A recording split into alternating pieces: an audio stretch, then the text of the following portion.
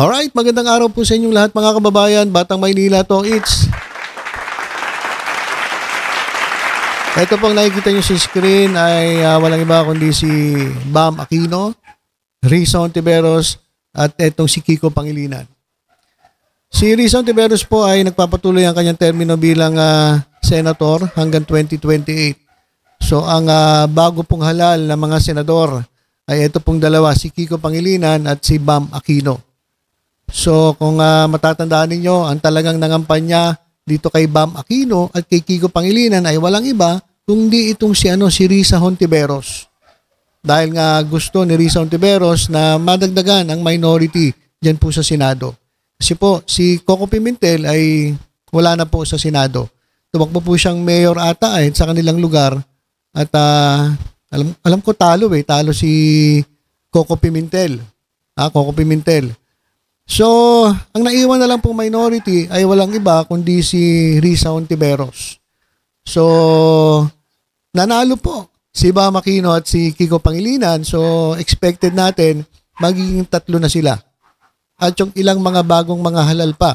Si Tito Sen, Ping Lacson, di natin alam kung pagka sila o siya po ay natalo, yan po sa labanan sa Senate Presidency, ay baka sila po ay sumanib sa minority. O gagawa ng sariling minority block o sariling block itong si Tito Sen. Hiwalay po sa minority block ni Risa Hontiveros. Pwede po yun So mga kababayan, expected natin itong si Bam Aquino at si Kiko Pangilinan nakakampihan si Risa Hontiveros. Pero mga kababayan, meron pong bali-balita. Ayon po kay Senator Juan Miguel Zubiri, ito mga kababayan, lalabas, nakaawa-awa itong si Senator Risa Hontiveros. Dahil ito pong pink allies, mga kababayan, ay mukhang kakampi dito kay Chis Escudero. Ano ang kapalit? Para po sa mga komite na gusto nilang hawakan. Ito pong si Bam Aquino ay mabibigyan di umano ng chairmanship para po sa Committee on Education. At ito namang si Kiko Pangilinan ay baka mabigyan ng chairmanship sa komite na may kinalaman po sa agriculture. Ayan po yung kanilang mga mga advocacy, mga kababayan, di ba? Yun ang pag sinabing libreng koleyo, Bam Aquino yan. Pag sinabing pagdating sa agrikultura ay ayan ang advokasya ni Kiko Pangilinan. So, kapalit po ng chairmanship ng mga committee yan, tatalikuran nila. Etong si Risa Hontiveros, todo suporta sa kanila nung panahon ng kampanya. Isa pa sa mga tumulong kay Bam Aquino at Kiko Pangilinan ay walang iba kundi si Leni Robredo. Ano kaya masasabi ni Madam Leni Robredo dito sa mangyayaring development? Ito mga kababayan ay hindi pa naman nangyayari. Sigurado ito magkakaalaman pag nag-convene na po ang 20th Congress. So ilang weeks pa ata bago mag-convene itong 20th Congress. Pero mga kababayan, may bali-balita na etong dalawang ito, si Bam Aquino at Kiko Pangilinan ay kakampi po dito kay Chis Escudero. Kasi kapag kumabi ka kay Chis Escudero, ikaw ay magiging parte ng majority. Majority na po sila. So, iiwanan nila ang minority. Kawawa naman talaga si Risa Hontiveros. Siya na lang ang may iwan doon. Napakawalang hiya naman kung ganun. Ito mga kababayan, basahin natin itong report. Kawawa naman si Risa, sabi ni Mig Zubiri. Sorry for Hontiveros. After pink allies, Kiko Bam ditch her for cheese block. Ayan mga kababayan, Senator Juan Miguel Zubiri could not help but feel sorry for Senator Risa Hontiveros. Nako, pagkatapos itong kanyang allies, Bam Aquino at Kiko Pangilinan, allegedly left her alone. So iiwan siya na nag-iisa dyan po sa independent minority block kapalit po ng Plum Committee post. Ito pa yung reaksyon ni Zubiri dahil nga doon sa bali-balita na itong si Bam Aquino at itong si Kiko Pangilinan ay susuportahan si Francis Escudero sa kanyang pangarap. Grabe talaga to si Chis Escudero, no? Talagang kapit na kapit. Kapit na kapit mga kababayan doon sa kapangyarihan na manatili bilang Senate President. At syempre, kapag gusto mong makuha ang boto ng iyong mga kasamahang mga senators, ay mangangako ka. Sige, iboto mo ako, ibibigay ko sa iyo anong gusto mong komite. Ganun ang mangyayari na. Ikaw ang mamimili, anong gusto mong komite? Ibibigay ko sa iyo. Iboto mo lang ako bilang Senate President.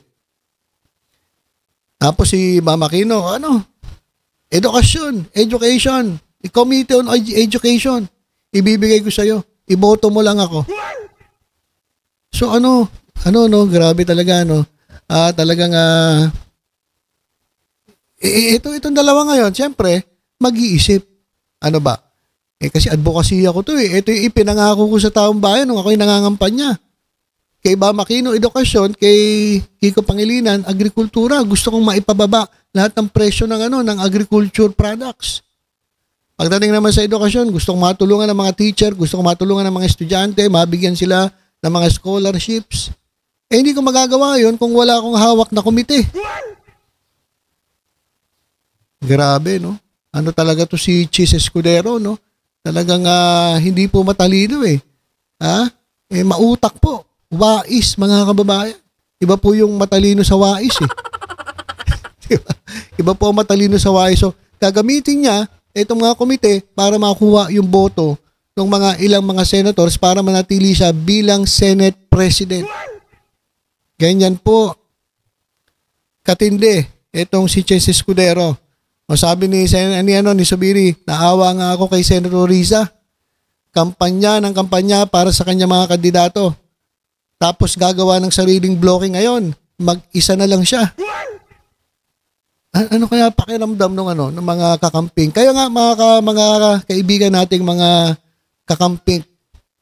Ano magiging reaksyon nyo kapag nagkatotoo itong sinasabi ni Subiri na itong si Bam Aquino at itong si Kiko Pangilinan ay kakampi kay Chis Escudero at iiwanan itong si Ontiveros sa minority block? Ano kaya magiging reaksyon nyo? Ako, hindi naman po ako kakamping. Pero kaibigan ko po yung mga kakamping na yan.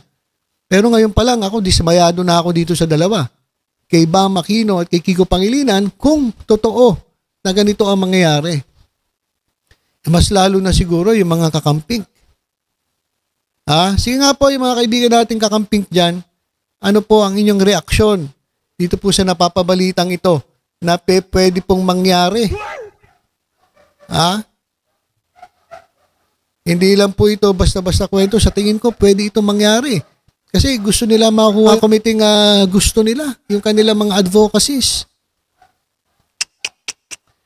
So ayan mga kababayan, yung nangyayari po dyan sa Senado. Sabi nga nila, ay sure win na raw etong si Chis Escudero sa pag-open ng 20th Congress kasi pagbobotohan kung sino ang Senate President eh. So sigurado na raw etong si Chis Escudero dahil meron na raw siyang 13 mga senators nakakampi sa kanya, naboboto sa kanya. Siyempre, inalok mo na ng mga gusto nilang mga komite. Kumbaga, may offer ka na eh. Kaya pati itong mga kakampings, yung mga kinampanya ni Risa Ontiveros, biglang nagbaliktaran at tila ba iiwan na siya sa ere. Nako, ano kaya ang maging reaksyon ng ating mga kababayang kakamping, mga kakampings dito po sa nangyayari. Ano na po ito eh. Actually, hindi naman po sariling interes. Para sa akin si Bam Aquino kasi syempre, nangako siya nung kampanya. So, hindi niya magagawa yun kung wala siyang hawak na Committee on Education. Ganon din si Kiko Pangilinan. Hindi niya magagawa yung kanyang advokasya sa agrikultura kung hindi niya hawak ang Committee on Agriculture. Pero, majority yun. Iiwanan nila etong tao na nagpagod at talagang nagsikap para sila ay manalo. So, ano ang mas matimbang? Committee ba? o itong utang na loob nila kay Risa Hontiveros at ang pagtayo sa tama.